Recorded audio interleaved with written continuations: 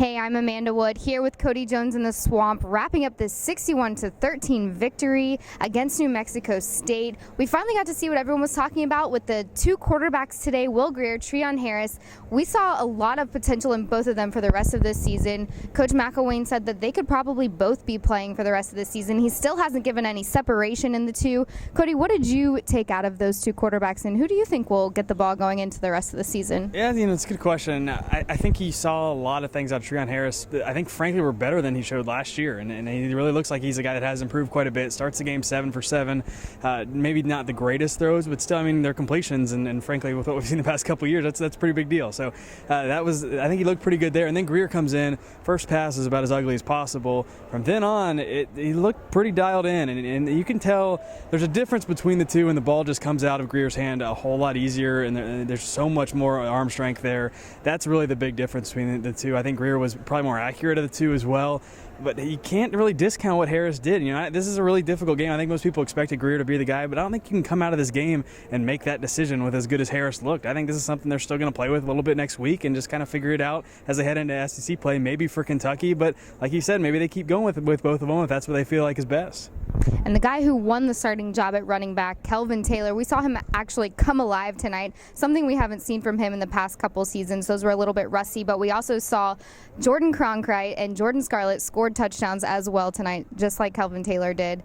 Some questions that we had going into the season were the offensive line, their maturity, the youth, and if their experience was enough for this. But so do you think there's still those questions with all the holes that they opened up for the run game? Yeah, I thought they did pretty well tonight. Now, there's still some miscommunications there in the pass game, especially when the play that Grier was sacked and fumbled on. The offensive line just didn't communicate very well, despite it being pretty clear where the blitz was coming from. That's something they're going to have to improve on. But the run game, I thought they were a little bit better than in the pass game. Still a little bit work to go, though. You can tell this is a young group, and probably a group that's going to get better throughout the year, but you can still see there's a little bit of work to do, and especially when Scarlett was in there, I thought he didn't really have much running room. But for Taylor, he did at times, and he showed it. I mean, he looks a lot better than he was last year. You can see his hands are a lot better. He got a pretty difficult ball from Treon Harris and took it a long ways.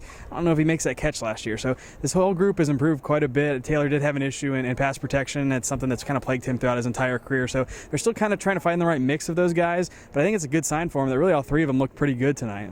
Now let's talk about the defense. New Mexico State's offense was up-tempo, a little difficult for them in the first half, but they picked it up in the second. Cody, what'd you see there? Yeah, there's some communication issues in the very beginning. That's something McElwain talked about in the secondary. He gave us some of the deeper throws a little bit there, but McElwain kind of said this too. This is an offense. They're going to hit some balls every once in a while, just the way that they play, and they take so many shots on you, try to go quick and get the ball the quarterback's hand quick. So I thought the defense just kind of settled in the second half. I think it was at some point early in the fourth quarter they'd given up negative 5 yards to New Mexico State in that second half. So they played really well on that side, and I think that's kind of what you're seeing going forward. The other thing too is they're without 3 starters, with Marcus May and Keanu Neal being out on the back end. I think that showed up a little bit tonight. They really need those guys, and we know they'll get May back next week. They need Neal healthy to at least by Kentucky for that game, and then Alex McAllister obviously brings a lot of pass rush as well. So that's the other part of it. For being without 3 starters, I think they played pretty well tonight, but there's no question they were a lot better in that second half.